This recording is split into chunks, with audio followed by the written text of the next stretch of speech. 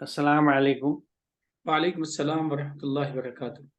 आज के सेशन की शुरुआत सूरह आले इमरान की आयत नंबर 199 यानी 199 से होगी। चले तारिक साहब बिस्मिल्लाह करें। औज़ु बिल्लाहि मिनश शैतानिर रजीम। बिस्मिल्लाहिर रहमानिर रहीम। व इन मिन अहलिल किताबि लमन युमिनु बिल्लाहि वमा उन्ज़िला इलैकुम वमा उन्ज़िला इलैहिम खाशिईन लिल्लाह ला यश्तरून बिआयातिल्लाहि समनन कलीला उलाइका लहुम अजरुहुम इंद रब्बिहिम इन्नल्लाह सरीउल हिसाब। और बेशक अहले किताब में से ज़रूर ऐसे लोग भी हैं जो ईमान लाते हैं अल्लाह पर और उस किताब पर जो आप पर नाजिल की गई और उस किताब पर जो उनकी तरफ भेजी गई। वो अल्लाह के आगे सरनिगू रहते हैं। वो अल्लाह की आयात के बदले मामूली कीमत नहीं लेते। वही हैं जिनका बदला उनके रब के पास है। बेशक अल्लाह जल्द हिसाब करने वाला है। इस आयत में भी ज़िंदगी जीने और दावत के काम में किस तरीके से इंसान का अप्रोच रहना चाहिए, ओवरऑल इंसान का जो सलूक है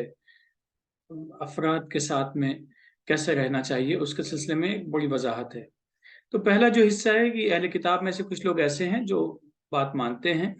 और कुछ ऐसे भी हैं जो नहीं मानते हैं, क्योंकि अगर ऐसे नहीं होते तो इनको यहाँ पे तखसीस की ज़रूरत ना पेश आती, अगर यकसानियत पाई जाती।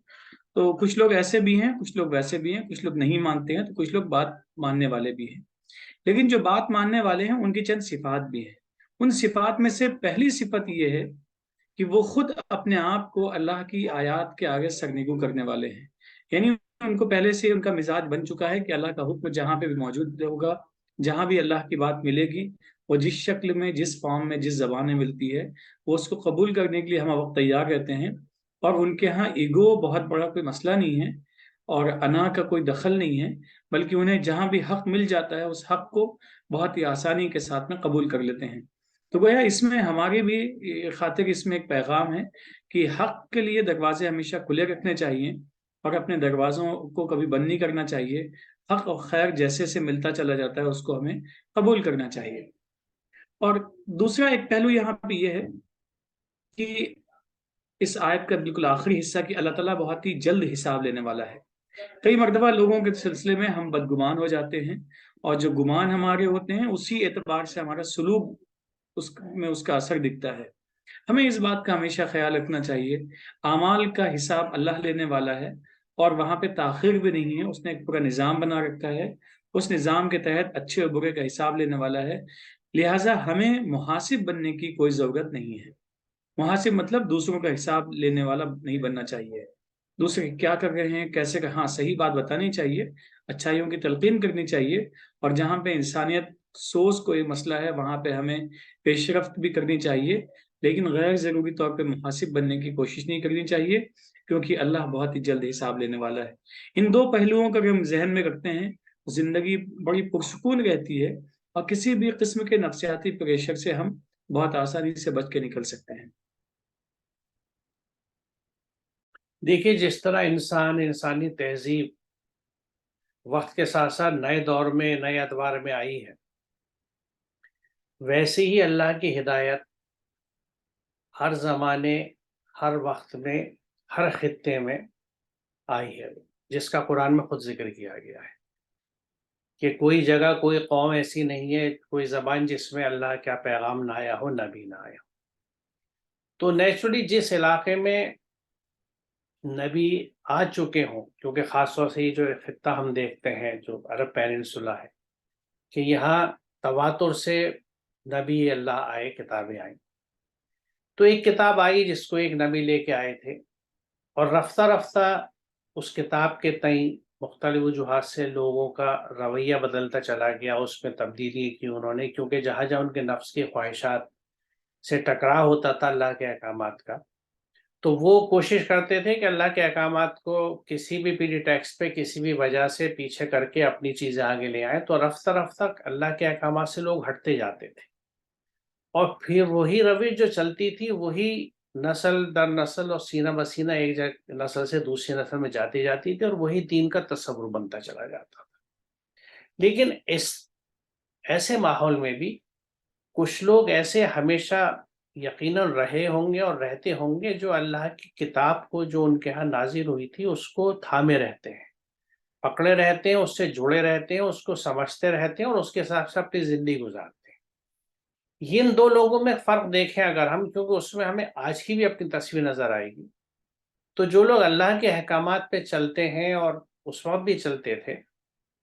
یہ وہ لوگ ہوتے تھے جو دوسروں کا خیال رکھنے والے ہوتے تھے اور اپنے اوپر دوسروں کو ترجیح دیتے تھے۔ کیونکہ یہ قرآن کے بھی احکامات کو جب ہم دیکھتے ہیں تو اس میں اگر ایک چیز اس میں ہمیں فوکس ملتا ہے مختلف طریقوں سے جو ہمیں سکھائی گئی ہے، وہ یہ ہے کہ آپ کو دوسروں کے لیے سوچنا ہے،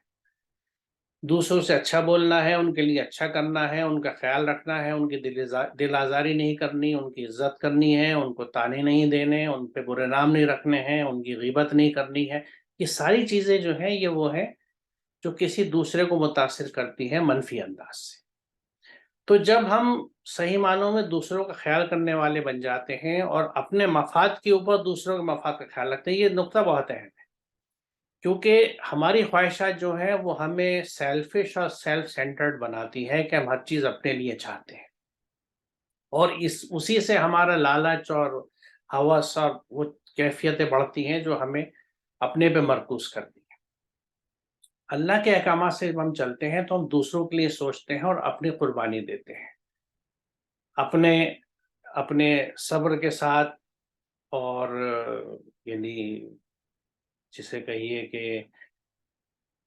کم خرچ بالا نشی جس کو آپ کہہ سکتے ہیں، کہ اپنے لیے کم چیزیں استعمال کریں، یعنی کفایت شعاری اپنے لیے اور دوسروں کی مدد۔ تو ایسی بہت سی چیزیں،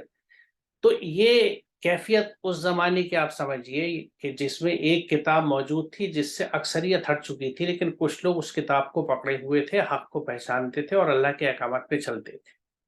ایسے لوگوں کے بیچ میں جب پیارے نبی آئے اور کتاب آئی تو انہوں نے امیڈیٹلی اس کو پہچانا، کیونکہ حق کو پہچانا، اور اس کی ایک بڑی وجہ یہ تھی کہ جیسا قرآن میں یہ بات واضح طور سے کہی ہے کہ اللہ کے یہاں سے جو ہدایت آئی ہے وہ ہمیشہ ایک آئی۔ تو جن کے پاس پرانی کتاب ہدایت کی موجود تھی وہ ایک دم نئی کتاب سے اس کی مطابقت کرتے تھے اور پاتے تھے ایک سی چیزوں کو، تو انہوں نے ہر حق کو پہچانتے تھے، کیونکہ جو حق شناس ہوتا ہے وہ حق کو پہچان لے گا۔ ہمارے ہاں قرآن کریم سے دوری ہونے کی وجہ سے حق شناسی سے بھی دوری ہوئی ہے، اور اس کی وجہ یہ ہے کہ جس طرح میں نے ابھی عرض کیا کہ جب لوگ اللہ کے احکامات سے دور ہٹ جاتے ہیں تو ان کے ہاں جو اور چیزیں گڑبڑ ہو جاتی ہیں، جس میں ان کے رسم و رواج یا بڑوں کی باتیں یا جو بھی رہی ہوں، تو اس سے جو چیز وجود میں آتی ہے جس کو اسلام یا اللہ کے احکامات پہ مشتمل دین کہا جاتا ہے، اور جو سینہ بسینہ ایک نسل سے دوسری نسل میں چلتی ہے، تو ایسے لوگ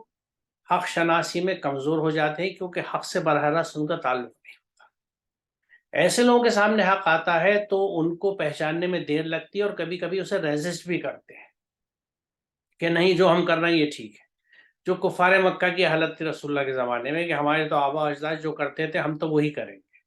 وہاں اس میں یہ تعصب بھی تھا کہ نبوت یہاں کیوں گئی، یہ کتاب ہماری یہاں کیوں نہیں آئی، بہت ساری چیزیں تھیں۔ تو یہ جو کیفیت ہے لوگوں کی کہ جو یعنی اہل کتاب میں سے بھی کچھ لوگ ایسے تھے یقیناً جو حق کو جانتے تھے، اور وہ ان کے جو احکامات تھے جو ان کی کتاب میں موجود تھے ان کو پکڑے ہوئے تھے، وہ تبدیلیوں کے ساتھ اپنے آپ کو انہیں تبدیل نہیں کیا تھا، اور اللہ کی کتاب سے ہٹ کے دوسری طرف نہیں گئے تھے، دیگر چیزوں کے اتباع میں نہیں گئے تھے، دیگر ولیوں کے اتباع میں نہیں گئے تھے۔ ایسے ہی لوگوں کا ذکر جو ہے میں ایک آیت اور یہاں شیئر کروں گا، کیونکہ اس میں ایک اور چیز کی وضاحت ہوتی ہے کہ جیسے یہاں کہا گیا تھا کہ یہ لوگ اللہ کے آگے سرنگو رہتے ہیں، یعنی اللہ کے یعنی خوف یا احترام یا اس کی بندگی کے جذبے کے تحت اللہ کے احکامات سے جڑے رہتے ہیں۔ یہاں یہ بات جو آل عمران میں پیچھے 113 میں ہم نے کری تھی کہ سبھی اہل کتاب ایک جیسے نہیں ہیں، اہل کتاب میں سے کچھ لوگ اللہ کے احکامات پر قائم رہنے والے ہیں، یعنی وہی لوگ ہیں جنہوں نے ایک عرصہ گزرنے کے باوجود بھی اللہ کے احکامات سے اپنے آپ کو وابستہ رکھا، جڑے رہے اور اس پہ کمپرومائز نہیں کیا کسی بھی قیمت پر، جو بھی ان کو خوف ہو، قیمت ہو، ٹیمپٹیشن دیے گئے ہوں، اس پہ قائم رہے، جو رات کے حصوں میں اللہ کی آیات کی تلاوت کرتے ہیں اور سجدوں میں رہتے ہیں۔ یہاں دیکھیے جو اللہ کی آیت کے تعلق سے آیا ہے وہ لفظ تلاوت استعمال ہوا ہے۔ تلاوت کے مفہوم میں یہ جو تے لام واو کا مادہ ہے، اس میں پڑھنا سمجھنے اور عمل کرنے کے واسطے، یہ پہلو شامل ہے۔ تو یہ وہ لوگ ہیں جو اللہ کے احکامات کو پڑھتے ہیں، سمجھتے ہیں اور اس کے حساب سے اپنے زندگی کے راستوں کو طے کرتے ہیں۔ تو گویا رات میں یہ وہ چیزیں پڑھتے ہیں، اللہ کے احکامات پڑھتے ہیں، اور دن کے اپنے کاموں کو تعین جو ہے، اس کی پلاننگ جو ہے اللہ کے احکامات کی روشنی میں کرتے ہیں۔ اور دن میں جب ان کے کام اللہ کے احکامات کے تحت ہوتے ہیں سارے، اور رات کے بھی ملائے، تو گویا وہ اللہ کے احکامات کے تحت ہمیشہ جھکے رہتے ہیں، تابع رہتے ہیں، ان کی اتباع کرتے ہیں۔ تو یہ ان کی سجدوں کی کیفیت ہے کہ اور سجدوں میں رہتے ہیں، وَهُمْ يَسْجُدُونَ۔ تلاوت کری، اللہ کے احکامات کو سمجھا، اور پھر ان کے تئیں اپنی پوری ہستی کو سپرد کر دیا، سبمٹ ہو گئے، یہ وہ سجدے کی بات ہے۔ یہاں اس کو ہم وہ فزیکل پروسٹریشن نہیں لیں گے، یعنی یہ وہ لوگ تھے جو اہل کتاب میں سے ہیں، اللہ کے احکامات کو سمجھتے ہیں، پڑھتے ہیں، سمجھتے ہیں اور ان پہ عمل کرتے ہیں، لہٰذا وہ سجدے کی کیفیت میں رہتے ہیں، سجدوں میں رہتے ہیں۔ تو یہ میں نے صرف اس لیے یہ بات دکھائی کہ یہ چیز جو یہاں پہ آیت پہ سجدے کے ساتھ سے آئی ہے، سوری تلاوت اور سجدے کے ساتھ سے آئی ہے، اس بات کو یہاں اس طرح کہا گیا ہے کہ وہ اللہ کے آگے سرنگو رہتے ہیں اور کسی اسٹیج پہ بھی کمپرومائز نہیں کرتے۔ دیکھیے اللہ کی آیات کے بدلے معمولی قیمت نہیں لے لیتے کہ لا یشترون بآیات اللہ ثمنا قلیلا، یہ ثمنا قلیلا معمولی قیمت کی جو بات ہے، اس کو ہمیشہ ہم یعنی مال کے تعلق سے ہی نہیں دیکھیں گے، کیونکہ کوئی قیمت دے کے ہمیں اللہ کے احکامات سے روکتا ہے، اس میں بہت سارے فیکٹرز ہوتے ہیں، یقیناً اس میں اس کا بھی فیکٹر ہے، لیکن جو بھی قیمت دی جاتی ہے اللہ کے احکامات سے ہٹنے کی، اس کو مجموعی طور سے قرآن بہت معمولی کہتا ہے، کیونکہ اتنے بڑے فائدے کے مقابلے میں جو بھی آپ لیں گے، چاہے وہ پوری دنیا کے خزانے ہوں، وہ معمولی ہوں گے۔ اس چیز کو ہمیں سمجھنا چاہیے کہ اللہ کے احکامات سے ہٹنے کی قیمت ہمیں بڑی سے بڑی بھی مل جائے، قرآن اس کو معمولی کہتا ہے۔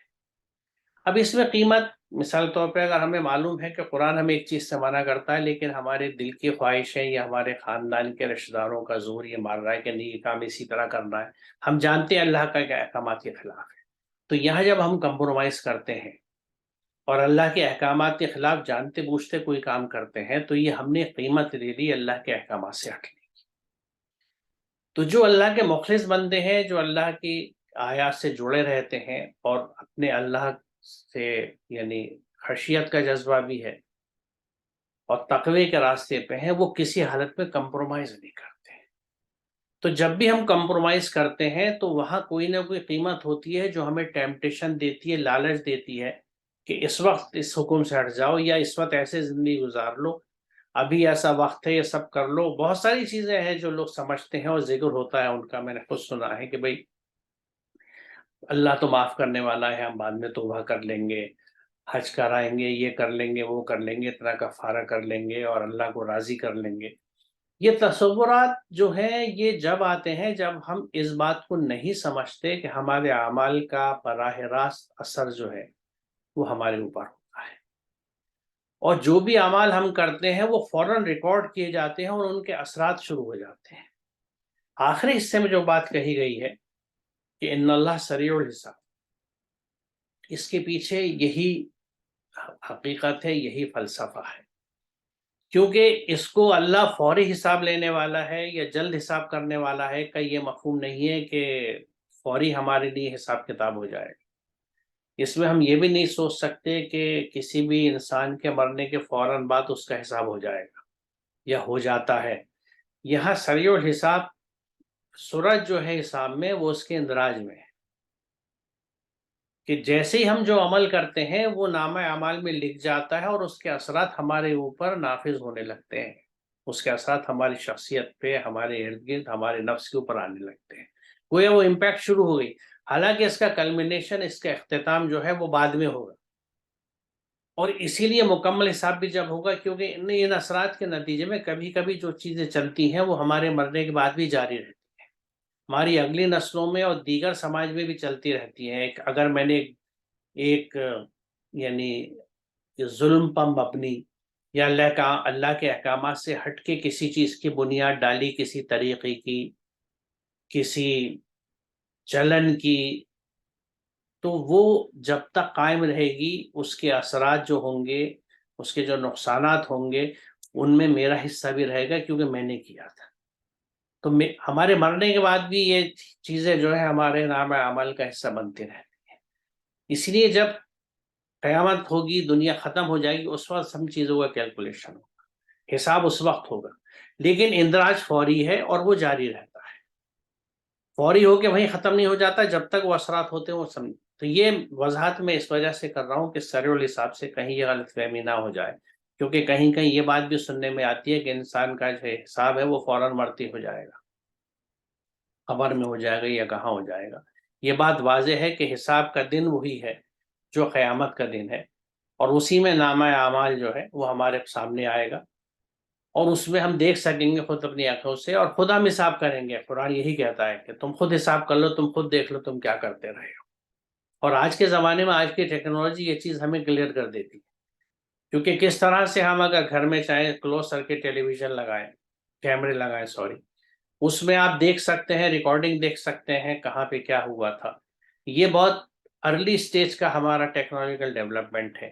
جب یہ آگے چلتا ہے یا آگے تک چلے گا، اور اس عالم کا کیا ہوگا جس کے پاس یہ سارے علم ہے اور ہمیں بہت تھوڑا سا علم ملا ہے. تو یہ بات آج کے زمانے میں سمجھنی بہت آسان ہے کہ کس طرح سے ہر چیز ہمارے سامنے رکھ دی جائے گی کہ ہم اپنا فیصلہ خود کر لیں. تو یہاں جیسا آپ نے فرمایا، ہمیں لوگوں کو لے کے کسی بھی طرح کا تعصب یا باعث نہیں کرنا چاہیے کہ یہ چونکہ ہمارے فیت کے لوگ نہیں ہیں اس لیے یہ تو طے بات ہے کہ یہ جہنمی ہیں یا گناہ گار ہیں، یا جیسے ہم سو کالڈ کہتے ہیں غیر مسلم ہیں. کیونکہ مسلم تو وہ ہے جو اللہ کے احکامات کی اطاعت کر رہا ہے. اب کون شخص کس وقت کن احکامات کی اطاعت کر رہا ہے تو اللہ ہی جانتا ہے یا وہ جانتا ہے. تو ایک تو ہمیں ججمنٹل نہیں ہونا چاہیے، اور دوسرے یہاں یہ بھی ہدایت لینی چاہیے کہ اللہ پہ ایمان رکھنے کے ساتھ ساتھ اس کے احکامات پہ عمل کرنا، یعنی تقوی کا راستہ اختیار کرنا، اور کسی بھی حالت میں کمپرومائز نہیں کرنا ہے. کہ جہاں ہم کمپرومائز کرتے ہیں وہی اللہ کی آیات کو بیچ کے قیمت لینا ہے. انہیں اللہ کی آیات کو بیچ کے قیمت لینے سے یعنی صرف خاص مقصد یہ نہیں ہے کہ آپ نے اللہ کے احکامات کے خلاف کسی سے کوئی فتویٰ یا ڈگری لے لی کچھ قیمت دے کے یا اسے کچھ فائدہ دے کے، بات صرف وہیں تک محدود نہیں ہے. وہ بھی اس میں شامل ہے لیکن صرف وہیں تک محدود نہیں. جہاں کہیں بھی کمپرومائز ہوتا ہے فار واٹ ایور ریزن، وہ کمپرومائز جو ہے وہ سیلنگ آؤٹ ہے. کہ اللہ کے احکامات کو ہم نے ایک طرف ڈال کے اس کو پیچھے رکھ کے ہم نے کوئی بینیفٹ لے لیا، کوئی فائدہ لے لیا، چاہے اپنے نفس کے لیا. تو میرے خیال میں طارق صاحب آج کے سیشن میں ہم یہیں رکتے ہیں. جی یہی رکتے ہیں. یہ آیت ویسے ہے بہت مختصر لیکن بڑی اہم آیت ہے کہ اگر اس کی دونوں پہلوؤں کو ہم رکھتے ہیں تو اس سے ایک جو آخری بات ابھی آپ نے کہی کہ سریع الحساب ہے، اس میں ججمنٹل نہیں ہونا چاہیے، اس سے زندگی بہت پرسکون ہو جاتی ہے ہماری اور دروازے کھلے رہتے ہیں. بے شک. ٹھیک ہے، انشاءاللہ اس سے آگے اگلے سیشن میں چلیں گے. انشاءاللہ. السلام علیکم. وعلیکم السلام ورحمۃ اللہ.